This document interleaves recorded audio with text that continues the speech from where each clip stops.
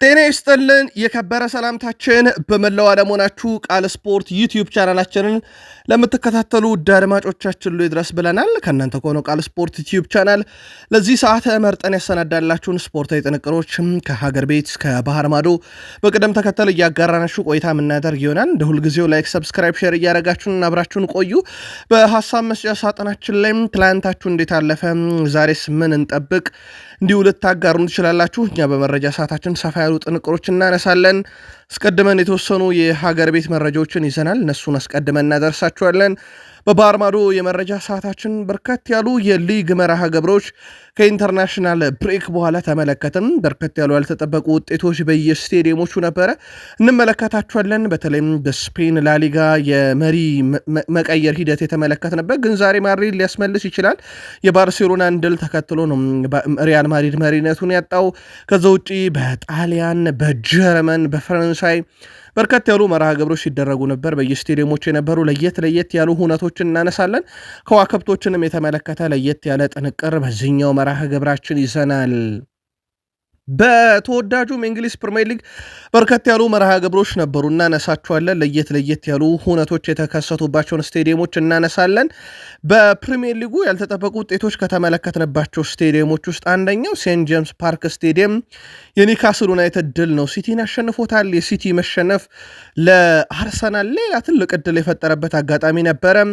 ጋርዲዮላ ግን የሳውዲዎች ልዩነት ፈጣሪነትን በፕሪሚየር ሊጉ እያየን ነው እያሉ ይገኛሉ። ኤዲያው ከብዙ ጥበቃ በኋላ ሲቲን የረቱበት ጨዋታ ነበርም። ጨዋታው ብዙ ነገር ስለሚያስብል ብዙ እንልበታለን። ሰማዮቹ የዓለም ሻምፒዮኖቹ ድል አድርገው ሁለተኝነትን ተረክበዋል። ይህን ጨዋታ በእርግጥ በቅዳሜ ምሽት መረጃችን በስፋት አንስተውናል። ተጨማሪ መረጃዎችን እናነሳለን። ግን በጨዋታው ዙሪያ በተለይም ቼልሲ በወቅታዊ ብቃት ላይ ያሉ በጣም አነጋጋሪ ቁጥሮችን የምንነግራቸዋለን። ቼልሲያን ቆዩን። ሊቨርፑል ያስተናገደው ሽንፈት ያልተጠበቀም ነበረ። ሲቀጥል ደግሞ በሊቨርፑል ውስጥ ያለው የወጣው ገንዘብ ማለት ይሄ ከወጪ ቀሪ ሳይሆን እንዳጠቃላይ ወጥተው ከመጡ ተጫዋቾች አንጻር ብዙ ትችት ያስተናገደበት ነበረ። ስሎት ኃላፊነቱን እኔ ወስዳለሁ ብሏል። በጣም ከባድ ሁኔታ ላይ መሆናቸውንም ቫንዳይክ አረጋግጧል። ሊቨርፑል ግን እንዴት ያለ ሳምንታትን እያሳለፈ ነው የሚለውን ወደኋላ 2015 ወደኋላ ሜደን ማንሳት ግድ ስለን የሚለን እንመለከተዋለን። የስሎት ቡድን አዲስ ፈራሚዎች፣ የስሎት አቀራረብ፣ ሊቨርፑል እንዳጠቃላይ እንደ ቡድንና ፕሪሚየር ሊጉ ላይ ያላቸውን ጉዞ በስፋት እንመለከታለን። በሀሳብ መስጫ ሳጥናችን ላይ ግን መፍትሄው ምንድን ነው የሊቨርፑል የሚባልበት ሰዓት ላይ ስለደረሰ የሊቨርፑል ደጋፊዎች መፍትሄው ምንድን ነው ትላላችሁ? ምልከታችሁን አጋሩን። በፕሮግራማችን ግን ሰፋ ያለ ጥንቅር ስለ ሊቨርፑል ይዘናል። አርሰናል ሊቨርፑልን በተሸነፈበት ሲቲን በተሸነፈበት ማግስት ነው ጨዋታ የሚያደርገውና ኦልሞስት አርሰናል ሳይጫወት በርካታ ነጥቦችን ያሳካበት ምሽት ነበር ትላንት ማለት ይቻላል። ዛሬ ደግሞ ራሱ አርሰናል በኖርዝ ለንደን ደርቢ ቶትናምን ያስተናግዳል። በጣም ተጠባቂ ጨዋታ ነው። ያለፉት 15 ዓመታት ኤምሬትስ ላይ አርሰናል አልተሸነፈም። ጥሩ ሪከርድ አለው። ከዚህ ጨዋታ ጋር በተያዘ ግን ሰፋ ያለ ቡድን ዜና እናነሳለን። ከጉዳት ጋር በተያዘ ከጨዋታው ጋር በተያዘና የዝውውር መረጃ ለአርሰናል ደጋፊዎች ይዘናል። በማንቸስተር ዩናይትድ በኩል ወሳኝ ተጫዋቻቸው ከጉዳት ሲመለስ ሌላኛው ወሳኝ ተጫዋች ጉዳት እንዳጋጠመው እየተነገረ ይገኛል። እንመለስበታለን መረጃውን በስፋት። ከዛ ውጪ ስለ ዩናይትድ ተጋጣሚ እናነሳለን። የዩናይትድን ዝውውር በተወሰነ መንገድ ለማንሳት ግድ ይለናል። ከጉዳት ጋር አያይዘን መረጃዎችን ስናነሳም የቤንያሚን ሼሽኮን ጉዳይ በተመለከተ ተጨማሪ ጥንቅር ይዘናል። እንደ አጠቃላይ አብራችሁን ከቆያችሁ እነኝና ሌሎች የተመራረጡ ርዕሰ ጉዳዮችን ታደምጣላችሁ። ላይክ፣ ሰብስክራይብ፣ ሼር ማድረግ እንዳይረሳም። ሀሳብ አስተያየታችሁን ትላንታችሁ እንዴት አለፈ፣ ዛሬስ ምን እንጠብቅ በየስቴዲየሞቹ እያጋራችሁን ከቃል ስፖርት ዩቲዩብ ቻናል ጋር መልካም ቆይታ ተመኘን። ትላንት የኢትዮጵያ ፕሪሚየር ሊግ አንድ ጨዋታ ለይደር አስቀምጠ ነው ነበረ። የባህር ዳር ከተማና የኢትዮ ኤሌክትሪክን ጨዋታ ወንደሰን በለጠ 54ኛው ደቂቃ ላይ፣ አማኑኤል ገብረ ሚካኤል 81ኛው ደቂቃ ላይ ሁለት ግቦችን አስቆጥረው ባህር ዳር ከተማ ኢትዮ ኤሌክትሪክን 2-0 በሆነ ውጤት ድል አድርጓል። ይህ የመጨረሻው የስድስተኛ ሳምንት መርሃ ግብር ነበረ። እንደ አጠቃላይ በአዲስ አበባና በሐዋሳ ከተማ በነበሩ ጨዋታዎች ላይ ሲዳማ ቡና ከመቀለ 0-0፣ ወልዋሎ ዓዲግራት ዩኒቨርሲቲ በሐዋሳ ከተማ 1-0 ተሸነፈ። ኢትዮጵያ ንግድ ባንክ ወላይታ ድቻ 1-1፣ ምድረገነት ሽረ ከመቻል 2-2፣ ፋሲል ከነማ ከድሬዳዋ ከተማ 0-0፣ ነገሌ አርሲ አዳማ ከተማን 2-1፣ ኢትዮጵያ መድን ኢትዮጵያ ቡናን 3-2፣ ሀዲያ ሆሳዕና ቅዱስ ጊዮርጊስን 1-0፣ ሸገር ከተማ አርባ ምንጭ ከተማን 1-0፣ ባህር ዳር ከተማ ኢትዮ ኤሌክትሪክን 2-0። የስድስተኛ ሳምንት አጠቃላይ ውጤቶች ናቸው። ደረጃ ሰንጠረዡን ሲዳማ ቡና በ13 ነጥብ፣ ሐዋሳ ከተማ በ13 ነጥብ በተመሳይ በግብ ክፍያ ተበላልጠው አንደኛና ሁለተኛ ናቸው። መቻል በ12 ነጥብ ሶስተኛ፣ ፋሲል ከነማ በ12 ነጥብ በግብ ክፍያ ተበልጦ አራተኛ፣ ቅዱስ ጊዮርጊስ በተመሳሳይ 12 ነጥብ በግብ ክፍያ ተበልጦ አምስተኛ ደረጃ ላይ ተቀምጧል። ኢትዮጵያ ፕሪሚየር ሊግ ቀጣይ መርሃ ግብር ማክሰኞ ወላይታ ዲቻ ከወልዋሎ ዓዲግራት ዩኒቨርሲቲ እንደዚሁም አዳማ ከተማ ከባህር ዳር ከተማ በሚያደርጉ ጨዋታዎች የሚቀጥል ይሆናል። ወደ ባህር ማዶ መረጃችን እንሻገር። የስፔን ላሊጋ የመርሃ ግብሮች ከኢንተርናሽናል ብሬክ በኋላ እንደዚሁ ቀጥለው ሲካሄዱ ነበረ። ሲጠበቁ ከነበሩ ጨዋታዎች ውስጥ አንደኛው ቪላሪያል ከማሎርካ ጋር ያደረጉት ጨዋታ ነበረ። ቪላሪያል ጨዋታው 2-1 በሆነ ውጤት ድል አድርጓል። የቪላሪያልን ሁለት የማሸነፊያ ግቦች ኦሎያሲ 83ኛው ደቂቃ ላይ አስቀድሞ ሜሪኖ 6ኛው ደቂቃ ላይ አስቆጥሯል። ለማሎርካ ብቸኛዋን ግብ ሳሙኤል ኮስታ ነበረ 8ኛው ደቂቃ ላይ አስቆጠረው፣ ግን ቡድኑን ከሽንፈት አልታደገም። ቪላሪያል 2-1 በሆነ ውጤት ጨዋታውን ድል ማድረግ ችሏል። ሌላኛው መርሃ ግብር ከሜዳ ውጪ ኦሳሱናን የገጠመው ሪያል ሶሴዳድ 3-1 በሆነ ውጤት ድል አድርጓል። የሪያል ሶሴዳድን 3 የማሸነፊያ ግቦች ሜንዴዥ 53ኛው ደቂቃ ላይ፣ ጎንካሎ ጉዲሽ 59ኛው ደቂቃ ላይ እንደዚሁም ባሪያቲስካ 82ኛው ደቂቃ ላይ ሲያስቆጠር በኦሳሱና በኩል ሲታኒያ ነበረ 42ኛው ደቂቃ ላይ ብቸኛዋን ግብ ያስቆጠረው። ቡድን ግን ከሽንፈት አልታደገም። ሪያል ሶሴዳድ ከሜዳ ውጪ ድረስ መጥቶ 3-1 በሆነ ውጤት ጨዋታውን ድል ማድረግ የቻለበት ነው። ሴልታ ቪጎ ከዲፖርቲቮ አላቬስ ያደረጉትን ጨዋታ ዲያጎ አስፓስ 55ኛው ደቂቃ ላይ ባስቆጠራት ብቸኛ ግብ እንግዳው ቡድን ሴልታ 1-0 በሆነ ውጤት ጨዋታውን እንዲሁ ድል ያደረገበትም ነበር። ባርሴሎና በአዲሱ ስቴዲየም ካምፕኑ እድሳት ካረገለት በኋላ ማለት ነው የመጀመሪያ ጨዋታውን በሰፊ ግብ ልዩነት ነው ድል ማድረግ የቻለው። 4-0 በሆነ ውጤት ቢልባኦን አሸንፏል። ገና 4ኛው ደቂቃ ላይ ሮቤርት ሌዋንዶስኪ፣ 48ኛው ደቂቃ ላይ ቶሬስ እንዲሁም ሎፔዝ 48ኛው ደቂቃ ላይ መልሶ ራሱ ቶሬስ 90ኛው ደቂቃ ላይ ግብ አስቆጥሮ ጨዋታውን 4-0 በሆነ ውጤት ባርሴሎና ድል ማድረግ የቻለበት ነበረ። ባርሴሎና ነጥቡን 31 በማድረስ በጊዜያዊነት መሪነቱን ተረክቧል።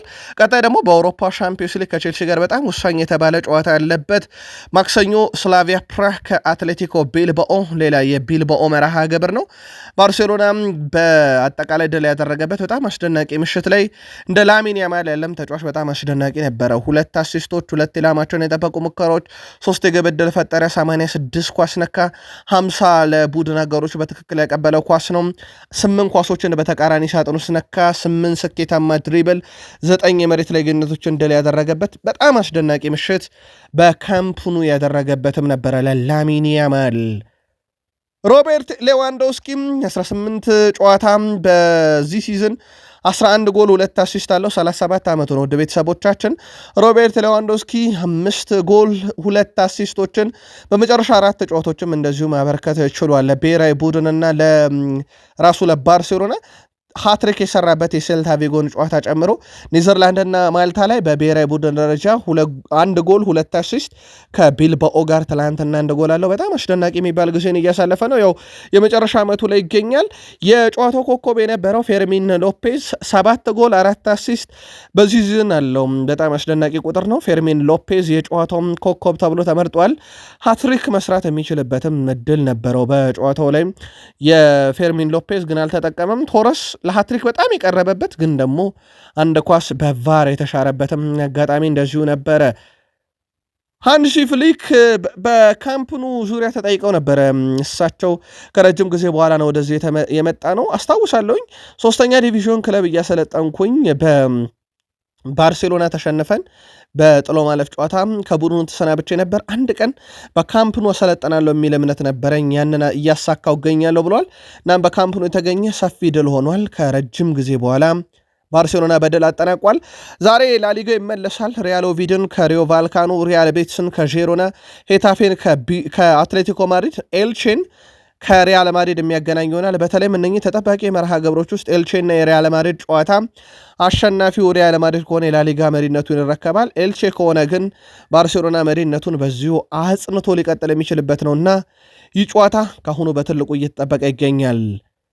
ጥቂት ነገር እንበልበት። ኤልቼ ከሪያል ማድሪድ ዛሬ አመሻሽ 5 ሰዓት ሲል በኢትዮጵያን አቆጣጠር ይጀምራል ጨዋታው። ባለሜዳው ኤልቼ ባለፉት 13 ጨዋታ 4 ድል 6 አቻ 3 ሽንፈት አለው። በሪያል ማድሪድ በኩል ደግሞ ባለፉት 16 ጨዋታ 13 ድል 1 አቻ 2 ሽንፈት ገጥሟቸዋል። ኤልቼ ባለፉት 5 ጨዋታ 1 ድል ብቻ ነው ያለው። 2 ጨዋታ ተሸንፎ 2 አቻ ወጥቷል። ሪያል ማድሪድ ከመጨረሻ 5 ጨዋታ 3 ድል አለው። የመጨረሻ 2 ጨዋታዎችን ግን ተሸንፏል። ነጥብ ጥሏል። ከማሎርካ ጋር 0-0 በአውሮፓ ሻምፒዮንስ ሊግ በሊቨርፑል 1-0 የተሸነፈበት። የእርስ በርስ ግንኙነታቸውን ካየን ሪያል ማድሪድ 38 ጊዜ ኤልቼን ሲያሸንፍ ኤልቼ 7 ጊዜ ያሸንፏል፣ 12 ጊዜ አቻ ወጥቷል። የመጨረሻ 4 ግንኙነታቸውን ሪያል ማድሪድ 3ቱን ሲረታ በአንድ ጨዋታ ብቻ አቻ ወጥቷል። ቅድመ ግምቶች ሁሉ ወደ ሪያል ማድሪድ ያደሉም እንዲሆኑ ያደረጋቸው ያ ነው። 4-0፣ 3-0፣ 2-1 ሪያል ማድሪድ ካሸነፋቸው ጨዋታዎች ውስጥ ይጠቀሳልና ሪያል ማድሪድ በባርሴሎና በግብ ክፍያ ልዩነት በ31 እኩል ነጥብ አንደኝነቱን ተነጥቋል። ዛሬ ቀሪ ጨዋታውን ካሸነፈ ግን በ3 ነጥብ ልዩነቱን መረከብ ይችላል። ማን ሊረታ ይችላል? ጨዋታውን ቅድመ ገምታችሁን አድርሱን። በጣሊያን ሴሬ መርሃ ግብር ናፖሊ ከአታላንታ ጋር ያደረጉትን ጨዋታ 3-1 በሆነ ውጤት ድል ማድረግ ችለዋል። ግብ በማስቆጠር ረገድ ኔሬስ 17ኛው ደቂቃ ላይ መሪ ያደረገ ናፖሊን ኔሬስ መልሶ 38ኛው ደቂቃ ላይ ወደ 2-0 መሪነቱን ቀጠለ። ላንግ 45ኛው ደቂቃ ላይ ከረፍት በፊት 3-0 ናፖሊ እየመራ ከረፍት ወጡ። ስካማካ 52ኛው ደቂቃ ላይ በአታላንታ በኩል ከረፍት በኋላ 52ኛው ደቂቃ ላይ የማስተዛዘኛ ግብ ማስቆጠር ቻለ። ናፖሊ 25 ነጥብ ላይ መድረስ ችሏል። አታላንታ እዛው 13 ነጥብ ላይ ቀርቷል። ቀጣይ ሳምንት እሁድ ሮማ ከናፖሊ እንደዚሁም አታላንታ ከፊዮረንቲና ጨዋታቸውን እንደዚሁ የሚያደርጉ ሲሆን በሌላ ጨዋታ ፊዮረንቲና ከዩቬንቱስ 1-1 ጨዋታቸውን አጠናቋል። ዩቬንቱስ አቻ አባዜ ያለቀ ሲለው ፊዮረንቲና 12 ጨዋታ ሙሉ ድል ማድረግ ያልቻለበት ነበረ። በጨዋታው ከረፍት በፊት በዩቬንቱስ ኮስቲች 45ኛው ደቂቃ ተጠናቆ በጨማሪው 6ኛው ደቂቃ ላይ ማንጋራ በ48ኛው ደቂቃ ላይ በፊዮረንቲና በኩል ያቻነቷን ግብ አስቆጥሯል። በምሽት መረጃችን ካነሳናቸው ጉዳዮች ውስጥ አንደኛው ቦሎኛ ዩዲኔዜን 3-0 የረታበት ፖጋ 54ኛውና 60ኛው ደቂቃ ላይ እንደዚሁም በርናንደስኪ 94ኛው ደቂቃ ላይ ሶስቱን የቦሎኛ ግቦች ሲያስቆጥሩ፣ ሌላኛው መርሃ ግብር ካግላሪ ከጄኖዋ 3-3 የተጠናቀቀበት ጨዋታ ነበረ። ይህንንም ጨዋታ በተመለከተ በምሽት መረጃችን ሰፋ ያለ ጥንቅር አድርሰናችሁ ነበረ። ምናልባት ዛሬ በጣሊያን ሴሬ ደረጃ ሰንጠረዡ ላይ ከፍተኛ ለውጥ ሊያስከትሉ የሚችሉ መርሃ ግብሮች ይጠበቃሉ። ሄላስ ቬሮና ከፓርማ፣ ክሮሜንሴ ከሮማ፣ ላዚዮ ከሊስ እንደዚሁም ኢንተር ከሚላን ዛሬ የሚላን ደርቢ ይካሄዳል። ምሽት 4:45 ሲል የሚጀምር ጨዋታ ነው። ሁለቱም ዘንድሮ ለዋንጫ በትልቁ የሚጠበቅ አይነት እንቅስቃሴን እያሳዩ ይገኛሉ። ኢንተር በሁሉም መድረክ ሲሳተፍ፣ ሚላን የውስጥ ውድድር ብቻ ያለበት ክለብ እንደሆነ ይታወቃል። ጨዋታው በትልቁ ይጠበቃል። በጀርመን ቡንደስሊጋ ኦግስቦርግ ከሃምቡርግ ያደረጉትን ጨዋታ ኦግስቦርግ 1-0 አሸንፈዋል። ኬት 76ኛው ደቂቃ ላይ ብቸኛውን ግብ ሲያስቆጠር ሾልትበርግ 81ኛው ደቂቃ ላይ በኦግስበርግ በኩል በቀይ ካርድ ወጥቷል። ሌላኛው መርሃ ግብር በርከት ያሉ ግቦችን ያየንበት አይንትራክ ፍራንክፈርት ኮሎኝን 4-3 ያሸነፈበት ጨዋታ ነበረ። በአይንትራክ ፍራንክፈርት በኩል ቴቴ 39ኛው ደቂቃ ላይ፣ ዶሆዱ 45ኛው ተጠናቆ በተጨማሪው 6ኛ ደቂቃ ላይ ቡርካርድ 60ኛውና 63ኛው ደቂቃ ላይ አራቱን የአይንትራክ ፍራንክፈርት የማሸነፊያ ግቦች ሲያስቆጥሩ፣ ለኮሎኝ ብቻ ሶስቱን ከሽንፈት ያልታደጉ ግቦች ካሜንስኪ 4ኛው ደቂቃ ላይ፣ ቡልተር 83ኛው እና ዋልድ ሽሜድ 94ኛው ደቂቃ ላይ ሶስቱን የኮሎኝ ግቦች ያስቆጥሯል። ግን ቡድኑን ከሽንፈት አልታደጉትም። ቦሩሲያ ሞንቹግላድባህ ሄደኔምን ከሜዳ ውጭ ሄዶ 3-0 አሸንፏል። 45ኛው ደቂቃ ተጠናቆ ከረፍት በፊት አልቢትሩ በጨመሩት ሁለተኛው ደቂቃ ላይ ቴክስ፣ 55ኛው ደቂቃ ላይ ታፕኮቪች እንዲሁም 76ኛው ደቂቃ ላይ ማቺኖ ያስቆጠሯቸው ግቦች ቦሩሲያ ሞንቹግላድባን 3 ጎልና 3 ነጥብ ከስቴዲየሙ ይዞ እንዲወጣ አድርጓል። እንግዳ ሆኖ በሄደበት ሌላኛው መርሃ ግብር በባየርን ሊቨርፑሰን እና በወልቭስበርግ መካከል የነበረ ጨዋታ ነው። ባየርን ሊቨርፑሰን 3-1 በሆነ ውጤት ድል አድርጓል። ይህንን ጨዋታ ሆፍማን 9ኛው ደቂቃ ላይ፣ ታፕሶባ 24ኛው ደቂቃ ላይ፣ ቲልማን 33ኛው ደቂቃ ላይ ሶስቱን የባየርን ሊቨርፑሰን የማሸነፊያ ግቦች ሲያስቆጥሩ ቫቭሮ በ12ኛው ደቂቃ ላይ ብቸኛውን የወልቭስበርግ ግብ አስቆጥሯል፣ ግን ቡድኑን ከሽንፈት አልታደገውም። ምናልባት ትናንት ካደረስናችሁ ለማስታወስ ያክል ቦሩሲያ ዶርትመንድ ከስቱትጋርት ያደረጉት ጨዋታ 3-3 ተጠናቋል። ኤምሪቻን ቢየር እና አዴሚ ሶስቱን ግቦች ለቦሩሲያ ዶርትመንድ፣ ለስቱትጋርት ሶስቱንም ግቦች ኡንዳፍ 47ኛው 71ኛው እና 91ኛው ደቂቃ ላይ አስቆጥሮ እንደዚሁ ሃትሪክ የሰራበት ነበረ። በጀርመን ቡንደስሊጋ ባየር ሙኒክ በሰፊ ግብ ልዩነት ነው ትላንትና ድል ያደረገው። በነገራችን ላይ ግብ በማስቆጠር ረገድ ቀዳሚው በፍራይቡርግ በኩል ነበር ከባየር ሙኒክ ቀድሞ፣ በተለይም ሱዙኪ 12ኛው ደቂቃ ላይ መሪ ያደረጋቸው፣ ከዛ ካርል 22ኛው ደቂቃ ላይ መሪ ያደረጋቸው፣ ሱዙኪ መሪ ያደረጋቸው 12ኛው ደቂቃ ላይ፣ ካርል ባየር ሙኒክን 22ኛው ደቂቃ ላይ ያደረገ። ከዛ በኋላ መልሶ ማን ዛምቢ 17ኛው ደቂቃ ላይ ፍራይቡርግን መሪ ያደረገው ለላንድ። ከዛ በኋላ ኦሊሴ 45ኛው ደቂቃ ተጠናቆ ሁለተኛው ጭማሪ ደቂቃ ላይ ከረፍት በኋላ ደግሞ ኦፔ ሜካኖ 55ኛው፣ ኬን 60ኛው፣ ጃክሰን 78ኛው፣ ኦሊሴ መልሶ 84ኛው ደቂቃ ላይ ገባ አስቆጥሮ ባየር ሙኒክ ከ11ኛ ሳምንት 10ኛ ድሉን እንዲያሳካ ያደረገው 31 ነጥቦችን እንዲይዝ ያደረገበትና በጣም ወሳኝ ድል ያስመዘገቡበት ነው። ቀጣይ በሳምንቱ አጋማሽ ባየር ሙኒክ ከአርሰናል ሌላ ተጠባቂ የአውሮፓ ሻምፒዮንስ ሊግ ጨዋታ እንጠብቃለን። ሃሪኬን በጣም አስደናቂ የውድድር ዓመት እያሳለፈ ነው። 18 ጨዋታ 24 ግብ 3 አሲስት እንዳጠቃላይ በ18 ጨዋታ 27 የግብ አስተዋጽኦ ላይ መድረስ ችሏል። ሃሪኬን በዚህ ሲዝን ለክለብና ለሀገሩ ደግሞ ካየን 23 ጨዋታ 29 ግብ 3 አሲስት 7ቱ ፍጹም ቅጣት ምት 32 የግብ አስተዋጽኦ አለው። ባለፉት 3 የውድድር ዘመናት በጀርመን ቡንደስሊጋ እንደ ሃሪኬን ብዙ የግብ ተሳትፎን ያስመዘገበም የለም። 96 የግብ አስተዋጽኦ አለው። ሁለተኛ ላይ ያለው ሴሪዮ ጉራሴ እንኳን 62 ነው። የሚያስገርመው ሶስተኛ ደረጃን የያዘው ሃሪኬን ነው። በሙኒክ ሜዳ አሊያንዝ አሬና 56 የግብ ተሳትፎን ማድረግ ችሏል። ፍጹም የተለየ ውድድር ዓመትን በሃሪኬን በኩል እየተመለከተን እንገኛለን። በቀጣይ ዓመት የባርሴሎና ንብረት ይሆን ዘንድ ባርሴሎናዎች በውስጥ ተጫዋቹን እያነጋገሩት እንደነበረ ከሰሞኑ እኛ በመረጃችን መንሸተንላችሁ ነበረ። ማይክል ኦሊሴ 2 አስቆጠረ፣ 3 አሲስት አደረገ ለባየር ሙኒክ ትላንትና። 19 የግብ አስተዋጽኦ በዚህ ዓመት ለክለብና ለሀገሩ አለው።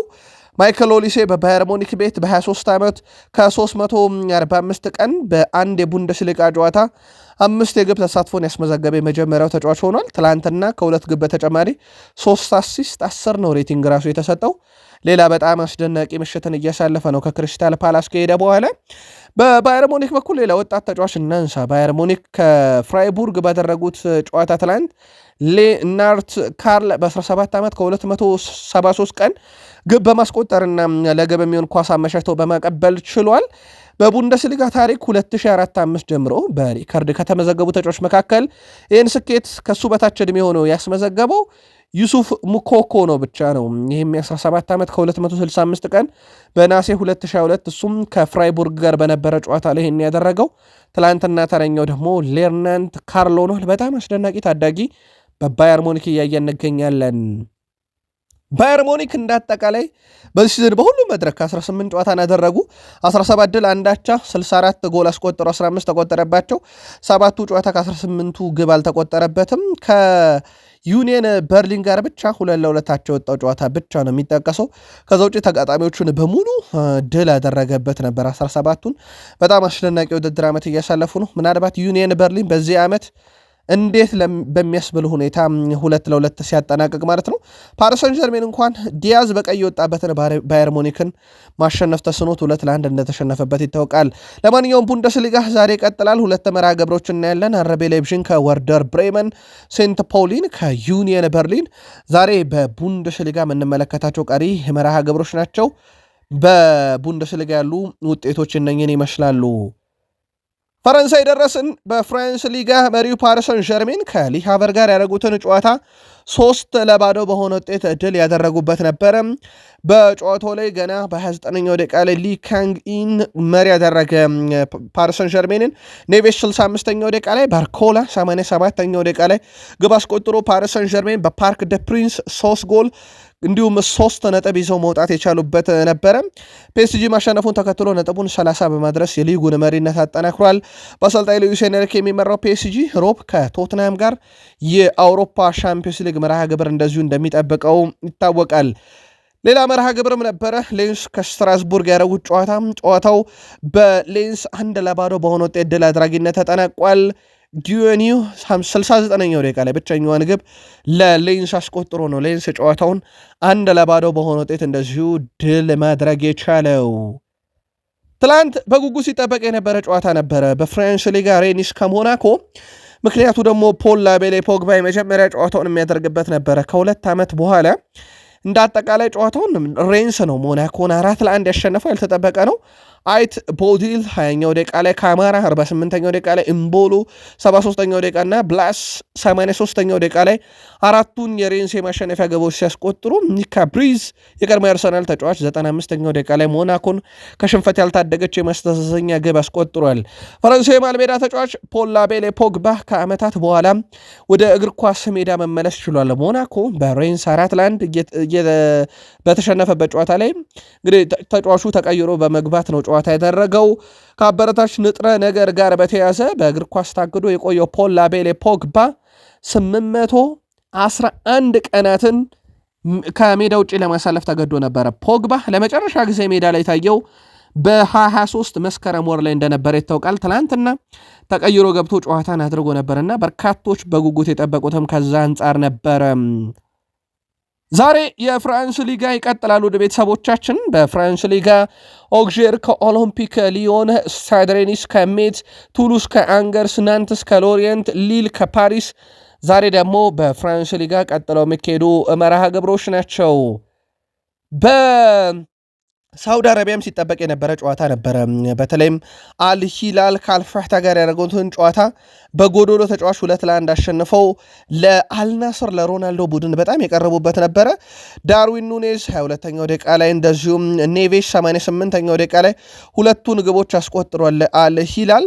በነገራችን ላይ አልፋህት 9ኛው ደቂቃ ላይ ባታና ባስቆጠረው ግብ ይመሩ ነበረ። በአልሂላል በኩል አልደውስሪ 79ኛው ደቂቃ ላይ በቀይ ካርድ ወጥቷል።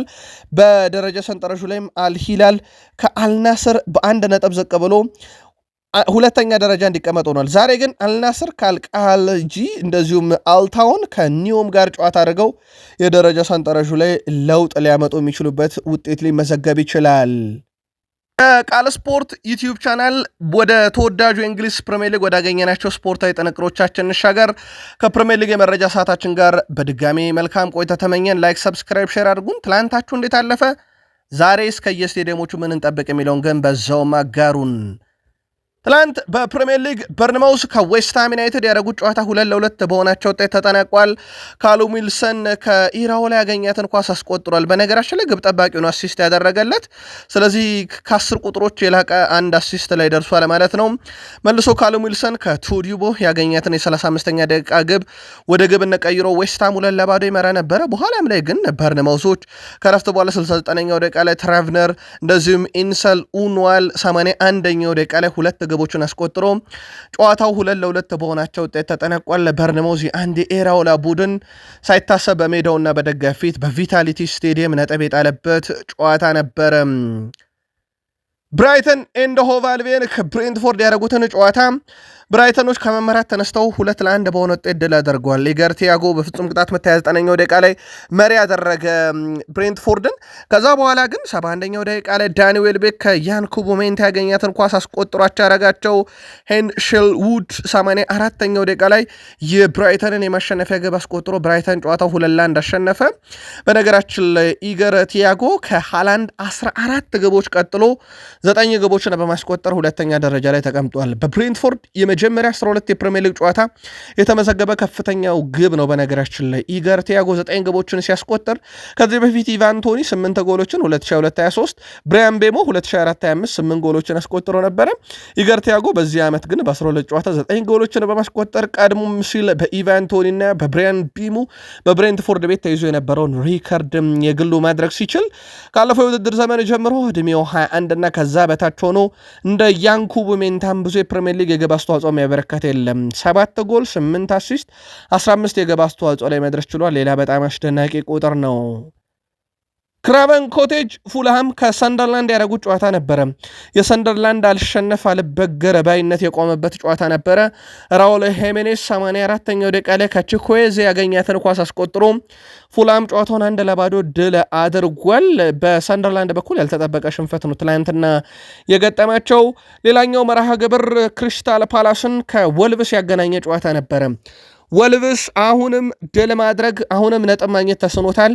ከ12ም ጨዋታ በኋላ 2 ነጥብ ነው ያለው። ትላንትና በክሪስታል ፓላስ በኩል ዳንኤል ሙኒስ 63ኛው ደቂቃ ላይ የርሚ ፒኖ 69ኛው ደቂቃ ላይ 2 ግቦችን አስቆጥረው ጨዋታውን 2-0 በሆነ ውጤት በሞሊንክስ ድረስ ሄዶ ክሪስታል ፓላስ እንዲያሸንፍ ረድተውታል። በፕሪሚየር ሊግ ምናልባት ካልተጠበቁ ውጤቶች ውስጥ በእንግሊዝ ፕሪሚየር ሊግ መርሃ ግብር 12ኛ ሳምንት ማንቸስተር ሲቲ በሴንት ጄምስ ፓርክ ስቴዲየም ድረስ አቅንቶ በኒካስል 2-1 በሆነ ውጤት ተሸንፏል። በባርነስ በኩል 63ኛው ደቂቃ ላይ ኒካስልን መሪ ያደረገ ዲያስ 68ኛው ደቂቃ ላይ ያደረጋቸው። ከዛ መልሶ ባርነስ 70ኛው ደቂቃ ላይ የኒካስልን ሁለተኛ የማሸነፊያ ግብ አስቆጠረ። ማንቸስተር ሲቲ በውድድር ዘመኑ 4ኛ የፕሪሚየር ሊግ ሽንፈታቸው ነው። ባርነስ ከ22 ዓመት በኋላ ማንቸስተር ሲቲ ላይ በጨዋታ 2 ጎል ያስቆጠረ የመጀመሪያው ተጫዋች ነው። ያኔ አለን ሺረር ነበር ያንን ያደረገው። ከዚህ በፊት ይህን ያደረገው የኒካስል ተጫዋች አለን ሺረር ታዲያ በ2003 ላይ ነበረ። ማንቸስተር ሲቲ 22 ነጥብ ላይ ለመቆም ተገዷል። ኒካስል ነጥቡን 15 አድርሶታል። ቀጣይ በሳምንቱ አጋማሽ ማክሰኞ ማንቸስተር ሲቲ ከባየርና ሌቨርኩሰን የአውሮፓ ሻምፒዮንስ ሊግ ጨዋታ ሲኖርበት ራሱ ኒካስል ዩናይትድም ወደ ፈረንሳይ አቅንቶ ማክሰኞ ምሽት ከማርሴ ጋር የአውሮፓ ሻምፒዮንስ ሊግ መርሃ ግብሩን ያደርጋል። የማንቸስተር ሲቲ አሰልጣኝ ፔፕ ጋርዲዮላ ሳውዲ አረቢያን ባለሀብቶች ኒካስል ዩናይትድን እንደቀየሩት ተናግረዋል። ኒካስል ዩናይትድ በሳውዲ እጅ ከወደቀ ወዲህ የተለየ ክለብ ሆኗል ያሉት ጋርዲዮላ እነሱ አስደናቂ ስራ ሰርተዋል ብለዋል። አስደናቂ ጨዋታ ነበረ፣ ለእንግሊዝ ፕሪሚየር ሊግ ጥሩ ማስታወቂያ የሚሆን አይነት ጨዋታ ብለውታል። ስለ ዳኝነቱ የተጠየቁት ፔፕ ጋርዲዮላ ምንም አልልም፣ ሁሉም ነገር ጥሩ ነበር ሲሉ ምላሽ ሰጥቷል። ብዙ የግብ ዕድሎችን አባክነናል፣ በሁለተኛ አጋማሽ የተሻለን ነበርን፣ ጎል ከገባብን በመጨረሻ ውጤት ማግኘት አልቻልንም፣ ስለዚህ ትኩረታችን በሙሉ በእኛ ላይ ቢሆን ይሻላል ብለዋል። የዳኝነቱን ውሳኔ ግን ያው ብዙ የሚያስብል ነው፣ እንመለስበታለን። በተለይ ምናልባት የፔናልቲውን ጉዳይ ስለ ዳኝነቱም የተጠየቁበት አንደኛው ነበረ። ፊል ፎደን ላይ የተሰራው ጥፋት አይደና ነው ምንም አልተፈጠረም ብለው ነው እንደውም እሳቸው ቀለል ያደርገው ያለፉት። ከዛ ውጪ ፔፕ ጋርዲዮላ ከመጀመሪያዎቹም 12 ጨዋታ 4ቱን ሲሸነፉ በታሪካቸው ለመጀመሪያ ጊዜ ነው። ፔፕ ጋርዲዮላ በስተመጨረሻም ከካሜራማኑ ጋር ሰጣ ገባ የገቡበት አጋጣሚ ሲኖር የኒካስል ሁለተኛ ግብ ግን በበርካቶች ኦፍሳይድ መሆኗ እየተረጋገጠ ይገኛል። በስህተት ነው ቫር ያሰመረው መስመሩን በሚል ምናልባት ከይቅርታ የዘለለ ነገር ግን ሲቲን ይጠብቀዋል ተብሎ አይታሰብም። የኒካስል ዩናይትዱ አሰልጣኝ ኤዲ ሃው ፔፕ ጋርዲዮላን ለመጀመሪያ ጊዜ ነው በአሰልጣኝነት ያሸነፏቸው። ኤዲያው ሲናገሩም ፔፕ ጋርዲዮላን ለማሸነፍ ረጅም ጊዜ ጠብቅ ያሉ ሲሆን አክሎም እሱ አስደናቂ አሰልጣኝ ነው ብሏል። ጥሩ መንፈስ፣ ጥሩ ጥንካሬ፣ ኃይል ሁሉም ዛሬ ሜዳ ላይ ነበሩ ሲሉ አሰልጣኝ ኤዲያው ቡድናቸው እንዳስደሰታቸው ተናግረዋል። አሰልጣኝ ኤዲያው አሰልጣኝ ፔፕ ጋርዲዮላን ከ19 ጨዋታ በኋላ ነው ድል ያደረጋቸው። ሁለታቸው 16ቱ ሽንፈት ነው። ትላንትና 1 ድል ተገኘ ማለት ነው በሳቸው በኩል። ይሄ ለኒካስል ዩናይትድ እና ለሳቸው ድንቅ ነበረ። ማንቸስተር ሲቲ ባለፉት 36 ጨዋታም ከኒካስል ጋር በፕሪሚየር ሊጉ ያስመዘገበውን ቁጥር ብናይ 28 ድል፣ 6 አቻ፣ 2 ሽንፈት ነበረ። ትላንትና ግን እጅ የሰጡበትም ምሽት ነበረ በማንቸስተር ሲቲ በኩል። ምናልባት ጨዋታው ላይ አንዳንድ ነጥቦችን እናንሳ። ሪያን ቸርኪ 77 ያህል ደቂቃ ጫውቶት ነበረ። 3 ቁልፍ ኳስ አቀበለ፣ 16 ጊዜ ኳስ ተቀማ። ምንም ኳስ አላሻማም፣ ምንም ረጅም ኳሶችን በትክክል አላቀበለም። 6.4 ነው ሶፋ ስኮር እንኳን ሬቲንግ የሰጠው በጣም ዝቅተኛ ነበረ የትላንትናው ሬቲንጉ። ከዛ በዘለለ በማንቸስተር ሲቲ በኩል 16 ጉዳቶች አሉበት ቡድኑ እንዳጠቃላይ ከቶትናም እኩል 16 አለው። ምናልባት ሲቲ የጉዳት ሁኔታው ራሱ ጥር ላይ ሊታሰብበት የሚገባ ይመስላል። ቼልሲ 14፣ ብራይተን 13፣ አርሰናል 12 ጉዳቶችን በዚህ ውድድር ዘመን ያስተናገዱ ክለቦች መሆን ችለዋል። በሲቲና በኒካስል ጨዋታ ላይ ተጨማሪ መረጃዎችን ለመጨመር ያክል ኒካስል ከ6 ዓመት በኋላ ሲቲን ያሸነፈበት፣ ማንቸስተር ሲቲ ባለፉት 120 ዓመታቶች ውስጥ ደግሞ በኒካስል በሴንት ጄምስ ፓርክ ስቴዲየም በተሸነፈበት ዓመት ዋንጫ አንስቶ አያውቅም የፕሪሚየር ሊጉንና ምናልባት ሌላ አስገራሚ ግጥምጥሞች ሊሆን ይችላል። ጨዋታውን በቁጥር እንግለጸው ውድ ቤተሰቦቻችን። ኒካስል ዩናይትድ 2-1 አሸነፈ። ጨዋታው እንግዲህ የኦፕታ ቁጥር በደንብ ይገልጸዋል። ኒካስል 2.4 ግብ የማግኘት ንጻሬ ነበረው። ስለዚህ የሚገባውን ግብ አግኝቷል ማለት ይቻላል። በሲቲ በኩል 1.88 ግብ የማግኘት ንጻሬ ነበረው። ኦልሞስት አንድ አግኝቷል። አንድ ኳስ እንዳባከነ ይቆጠራል።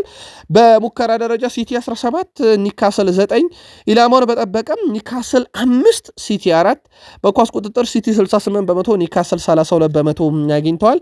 በአንጻራዊነት በማሸነፊያ ቱልሶች ኒካስል የተሻለ ነበረ። ያው የግቧ ሁኔታ አጠያያቂነቱ እንዳለው ነው። ጋርዲዮላ ከኢንተርናሽናል ብሬክ በኋላ ወደ ከባዱ ሜዳን ያቀና ነው ብለዋል። እናም ይህ ሜዳ በጣም ከባድ ነው ብለዋል ከጨዋታውም በኋላ። እንደ አጠቃላይ የሲቲና የኒካስል ዩናይትድ ጨዋታ በዚህ መልኩ ነበር የተጠናቀቀው። የዓለም ሻምፒዮኖቹ ቼልሲዎች ተርፍ ሙር ድረስ ሄደው 2-0 በሆነ ውጤት ድል አድርገዋል። ኔቶ 37ኛው ደቂቃ ላይ፣ ኤንዞ ፈርናንዴስ 88ኛው ደቂቃ ላይ ሁለቱን የሰማዮቹን የማሸነፊያ ግቦች አስቆጥረዋል።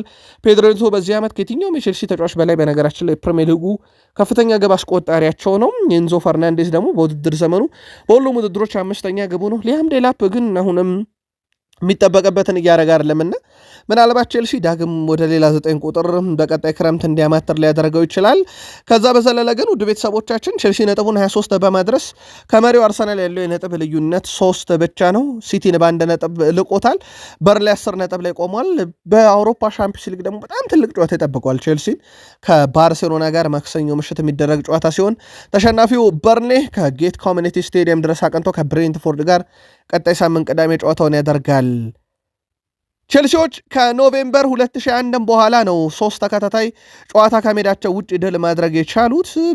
በኦክቶበር 18 ኖቲንግሃም ፎረስትን 3-0፣ ኖቬምበር 1 ላይ ቶትናምን 1-0፣ አሁን ደግሞ ከሜዳቸው ውጭ ተርፍ ሙር ላይ ሄደው 2-0 አሸነፉ። ከ2001 በኋላ ለመጀመሪያ ጊዜም ሲሆን ነው። ቼልሲ ባደረጓቸው ያለፉት 6 ጨዋታ 5ቱን እንደዚሁ መርታት የቻሉበት ሲሆን ቼልሲ ተከታታይ 50 የፕሪሚየር ሊግ ጨዋታዎችን ሲከውኑ በቋሚ 11 ስብስባቸው ውስጥም እድሜው 30 እና ከዛ በላይ የሆነ ተጫዋች ሳይጠቀሙ ትላንትናም እንደዚሁ የተጓዙበት ምሽት ነበረ። እንደ አጠቃላይ ከሞላ ጎደል ቼልሲ በጣም አስደናቂ የነበረበት በተለይም ሶስተኛ የሜዳ ክፍል ላይ ድንቅ የነበሩበትን ምሽት ማሳለፍ ችሏል። ምናልባት በኦፕታ ቁጥር የተወሰነ መረጃ ብቻ እናክልበት ውድ ቤተሰቦቻችን። ይህንን ጨዋታ በኦፕታ ቁጥራዊ መረጃ መሰረት በቼልሲ በኩል በማሸነፊያ ቱልሶች በጣም የተሻሉ እንደነበረ ነው የሚያሳየው የኦፕታ ቁጥር። ለአብነት ያክል ግብ የማስቆጠር ነጻሬ ቼልሲ 1.6 ነው። የበርንሌ 0.44 ነው። በኳስ ቁጥጥር ቼልሲ 56 በመቶ፣ በርንሌ 44 በመቶ ነው። በሙከራ እንኳን ብናይ ቼልሲ 15 በርንሌ 8፣ ኢላማውን የጠበቀ ቼልሲ 5 በርንሌ 2 ነበርና ቼልሲ በብዙ መንገድ የማሸነፍ ንጻሬ ነበረው።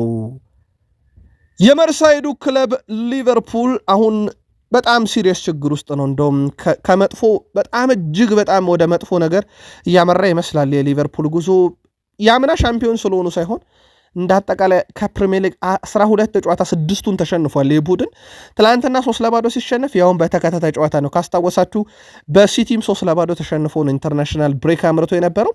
ትላንትናም 3-0 በኖቲንግሃም ፎረስት ያውም አንፊልድ ሮድ ላይ ተሸነፈ።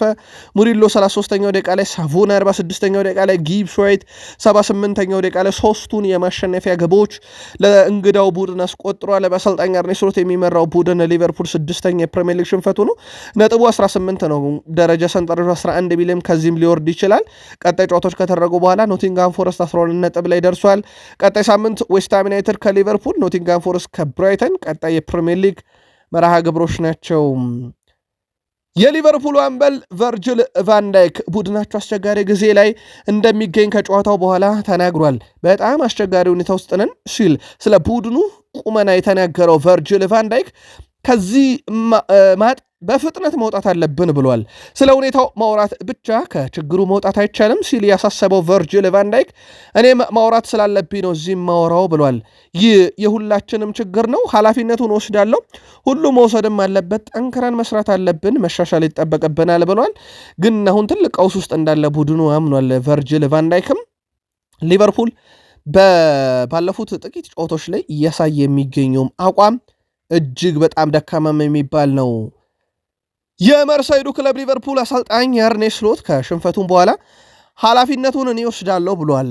ክለቡ አስቸጋሪ ጊዜ ውስጥ እያለፈ ነው ያሉት አርኔ ስሎት የኔ ኃላፊነት ነው፣ ብንሸነፍም እናሸነፍም ኃላፊነቱን ወስዳለሁ ብለዋል። ስለ ውጤቱ የተጠየቁት አሰልጣኙ በመጀመሪያ ግማሽ ሰዓት ያሳየነው እንቅስቃሴ ካየነው ያልጠበቅነው ውጤት ነው የተመዘገበበት ብለዋል። በሜዳችን በየትኛውም ቡድን 3-0 መሸነፍ በጣም መጥፎ ውጤት ነው ሲሉም ተደምጧል። ትልቅ ጥራት ያላቸው ተጫዋቾች አሉን። የኔ ስራ ከነሱ ምርጥ ነገር ማውጣት ነው። በአሁኑ ሰዓት ያንን እያደረግኩ አይደለም፣ ኃላፊነቱን እኔ ወስደዋለሁ ብለዋል አርኔ ስሎት። እሳቸው ሊቨርፑልን እያሰለጥኑ እንግዲህ በሊጉ 11ኛ ደረጃ ላይ፣ በሻምፒዮንስ ሊጉ 8ኛ ደረጃ ላይ ከካራባው ካፕ ተሸንፈዋል። ከ60 ዓመት በኋላም ለመጀመሪያ ጊዜ በተከታታይ ጨዋታ 3 ግብ እንደዚሁ ተቆጥሮበታል ቡድናቸው። ሊቨርፑል በ7 ጨዋታ 6 ጊዜ ተሸንፎ 1 አሸንፏል። አርኔ ስሎት ምናልባትም ጊዜ ያስፈልጓል ነው መሰናበት አለበት የሚባል ሰዓት ላይ ነው ያለው። ግን ምልከታችሁን አድርሱን። ሻምፒዮን በሆነ ማግስት በአዲስ የውድድር ዘመን ከመጀመሪያዎቹ 12 ሳምንት ውስጥ በስድስቱ ጨዋታ ሽንፈት የመጨረሻ ጊዜ ያስተናገደ ክለብ በ2015 ነው። እሱም የወቅቱ ቼልሲ ነበረ፣ በጆዜ ሞሪኖ እየተመራ ማለት ነው። ጆዜ ሞሪኖ በመጀመሪያዎቹ 12 ጨዋታ ውስጥ 6 ተሸንፈው በዲሴምበር ወር ደግሞ ከስራ ተሰናብተዋል። እንደ አውሮፓውያን የዘመን ቀመር ደግሞ ከ8 ቀናት በኋላ ዲሴምበር ወር ላይ እንገባለንና ምናልባትም ታሪክ ራሱን ደግሞ የጆዜ ሞሪኖ እጣ ፈንታ ዋንጫ በበሉ ዓመት ከ12 ጨዋታ 6 ተሸንፈው በዲሴምበር ወር ተሰናበቱ። ስሎትም ራሱን እየደገሙት ነው። ዋንጫ በበሉ ዓመት ከ12 ጨዋታ 6 ተሸነፉ፣ ዲሴምበር ደግሞ መጣው ብሏል። እሳቸው ቡድን ለአብነት ያክል ባለፉት 11 ጨዋታ ሪያል ማድሪድ፣ አስቶን ቪላ እና ፍራንክፈርትን አሸንፈዋል። በኖቲንግሃም፣ በሲቲ፣ በፓላስ፣ በብሬንትፎርድ፣ በዩናይትድ፣ በቼልሲ፣ በጋላታሳራይ እና በራሱ በፓላስ በድጋሚ ተሸንፈዋል። እጣ ፈንታው እንዳይደርሳቸው በርካቶች ስጋት አላቸው። አሌክሳንደር ኢሳክ በጨዋታው 68 ደቂቃም ተጫወተ። 15 ጊዜ ብቻ ኳስ ነካ፣ እንዲሁም 1 ጊዜ ብቻ ነው የጎል ሙከራ ያደረገው። አሊሰን 35 ጊዜ ኳስ ነክቷል። የኑኔዝ እዛ ቦታ ላይ የነበረ ትችት አሁን ደግሞ ለራሱ ለኢሳክ እየመጣለት ነው። ሊቨርፑል በኢብራሂማ ኮናቴ መከላከል ላይ መተማመን የሚችል አይመስልም። ሊቨርፑል እንዳጠቃላይ 18 ጎሎችን ተቆጥሮበታል። 12 አስቆጥሮ ባለፉት 10 ጨዋታ። ተከላካዩ ራሱ አንደኛ ማሳያ ነው። 7 ጨዋታ ሲሸነፉ 3 ድል ሲያደርጉ ከ10 ጨዋታ የተከላካይ ክፍሉ 18 ግብ አስተናግዷል። ይሄም የተከላካይ ክፍሉ መጠናከር እንዳለበት ማሳያ ነው።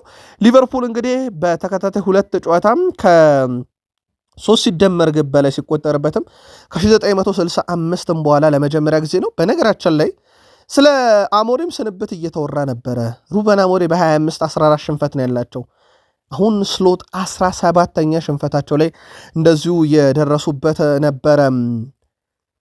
በነገራችን ላይ ለአርሰናል ቀን የወጣለት ይመስላል። ምክንያቱም ለዋንጫ ቀጥተኛ ተፎካካሪ ይሆናል የተባለው ሲቲ በኒውካስል ዩናይትድ 2-1 ተሸነፈ። የአምናው ሻምፒዮን ሊቨርፑልም ዘንድሮ ተጠብቆ ነበር። እንደውም ካስታወሳቸው ዓመቱ ሲጀመር ዋንጫው ቀድመ ግምት ሁሉ ለሊቨርፑል ነበር። ተሸነፈ ትላንት 3-0። ስለዚህ ዛሬ አርሰናል በጣም ወሳኝ ጨዋታ ሲያደርግ ከቼልሲ እንግዲህ በ6 ነጥብ የሚርቅበት ከሲቲ ደግሞ በ7 ነጥብ የሚርቅበትን ውጤት ማስመዝገብ የሚችልበት ሰዓት ላይ ነው የሚገኘው አርሰናል እና በጣም ወሳኝ ሰዓት ነው ለአርሰናል እንዳጠቃላይ።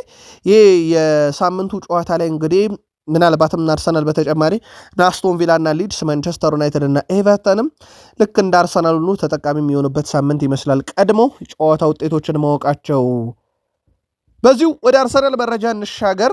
አርሰናል የሊቨርፑሉን የ15 ዓመት ድንቅ ተጫዋች ጆሹዋ ኤቤንን ለማስፈረም ፍላጎት አለው ተብሏል። ከሊቨርፑል ጋር ኮንትራት ገና አልፈረመም። አርሰናሎች እሱን እየተከታተሉ ነው ተብሏል። የተጫዋቹ አባት እንግዲህ ቀንደኛ የአርሰናል ደጋፊ ናቸውና ምናልባት ለዝውውሩ እገዛ ሊያደርጉ ይችላሉ ተብሎ ይታሰባል። ይህ ዝውውርም እንግዲህ በፍጥነት ይጠናቀቅ ዘንድ አርሰናሎች ጥረት ያደርጋሉ ተብሏል።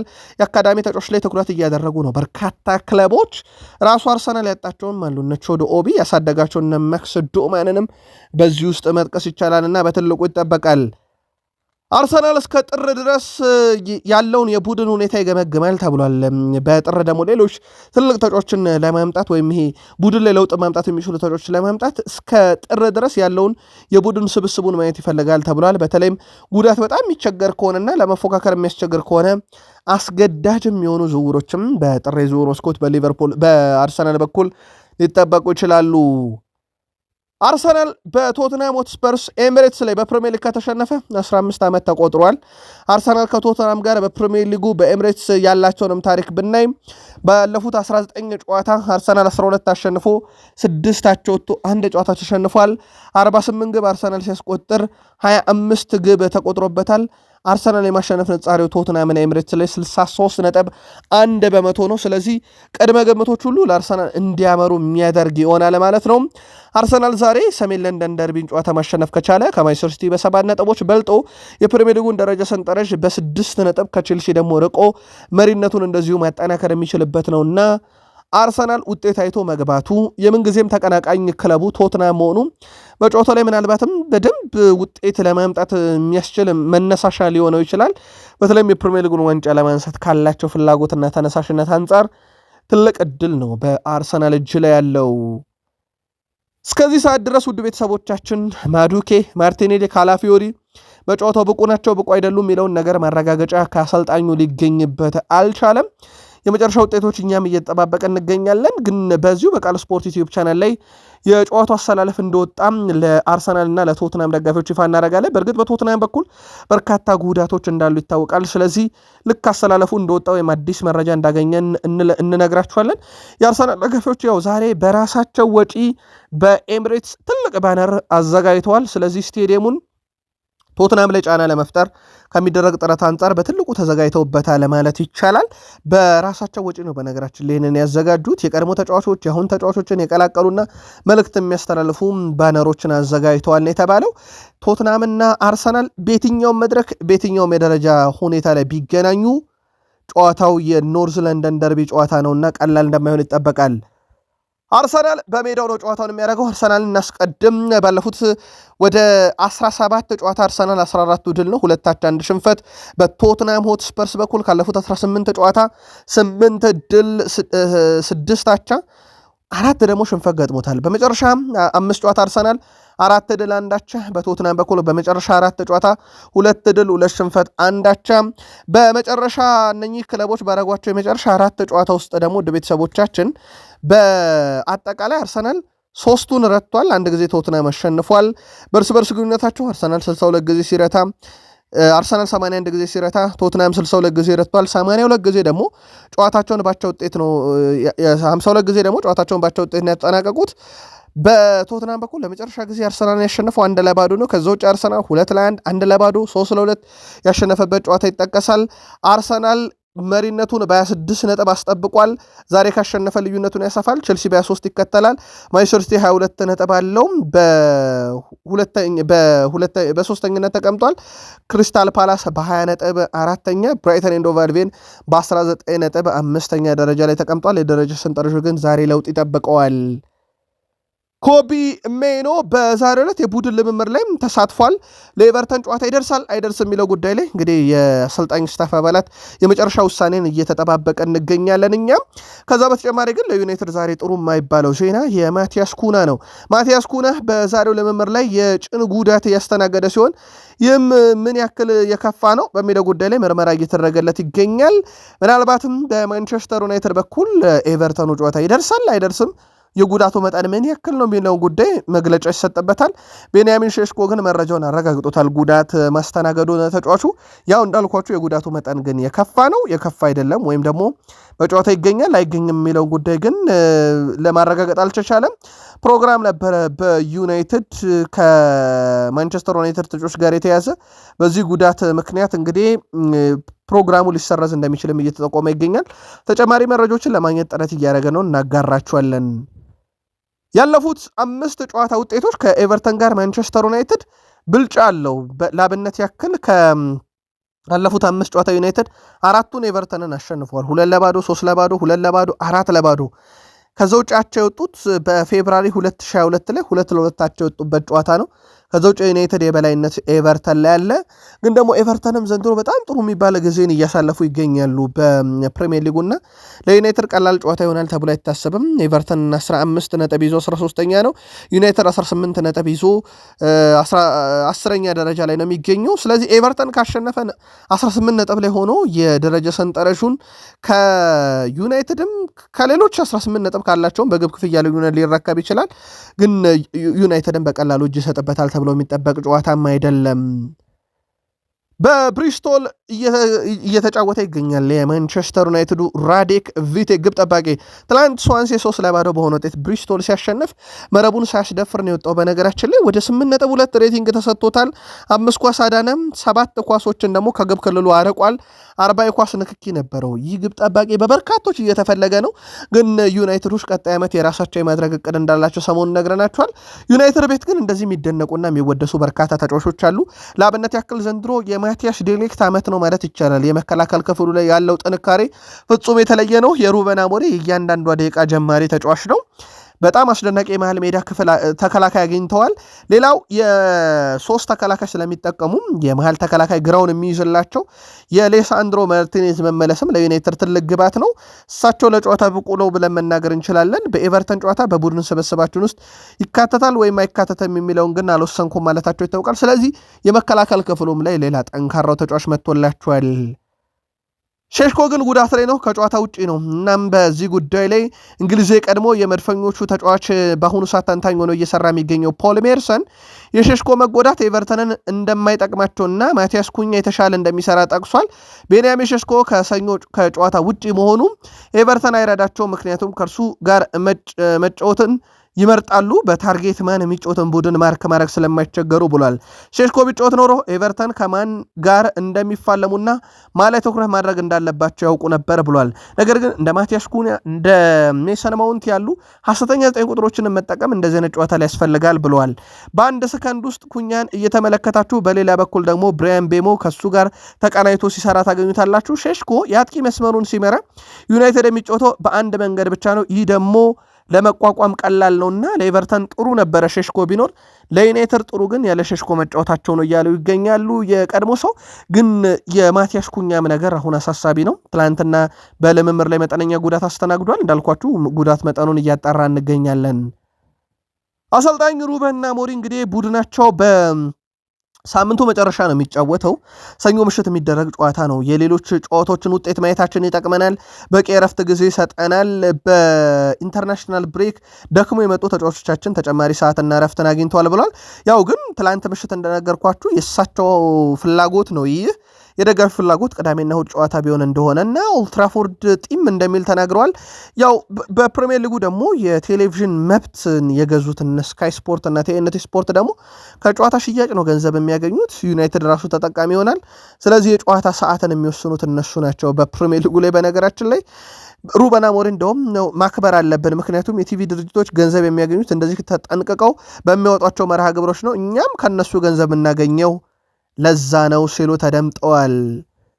ዛሬ በፕሪሚየር ሊጉ ኢላንድ ሮድ ስቴዲየም ሊድስ ካስቶን ቪላ እንዲሁም ኤምሬትስ ላይ አርሰናል ከቶትናም ምሽት 1:30 በላሊጋ ሪያል ኦቪድ ከሪዮ ቫልካኖ፣ ሪያል ቤቲስ ከጄኖዋ፣ ሄታፌ ከአትሌቲኮ ማድሪድ፣ ኤልቺ ከሪያል ማድሪድ፣ በጣሊያን ሴሪኤ ቬሮና ከፓርማ፣ ክሮሜንሴ ከሮማ፣ ላዚዮ ከሊቼ፣ ኢንተር ሚላን ከኤስ ሚላን፣ በቡንደስሊጋ አርቢ ላይፕዚግ ከቨርደር ብሬመን፣ ሴንት ፓውሊን ከዩኒየን በርሊን፣ በፍራንስ ሊጋ ኦግዠር ከሊዮን፣ ብሩስት ከሜንስ፣ ናንትስ ከሎሪየን፣ ቱሉስ ከአንገርስ፣ ሊል ከፓሪስ ዛሬ ጨዋታቸውን የሚያደርጉ ይሆናል። ውድ ቤተሰቦቻችን ትላንታችሁ እንዴት አለፈ ብለን ጀመርን። ዛሬስ ምን እንጠብቅ ከየስቴዲየሞቹ ብለን ቀጠልን። ፕሪሚየር ሊጉ ሰኞም ይቀጥላል። እስከ ሰኞ የሊግ ጨዋታዎችም ይቀጥላሉ። ማክሰኞ፣ ሮብ፣ ሐሙስ የአውሮፓ መድረክ ጨዋታዎች ይመለሳሉ። ቃል ስፖርት ዩቲዩብ ቻናል ተመራጭ ተደማጭ የዩቲዩብ ቻናላችንም ለእናንተ ውድ አድማጮቻችን ከስር መረጃውን ያጋራል። ለ100,000 ሰብስክራይበር እየተንደረደርን ነው። አጋሩኑን አበቃን።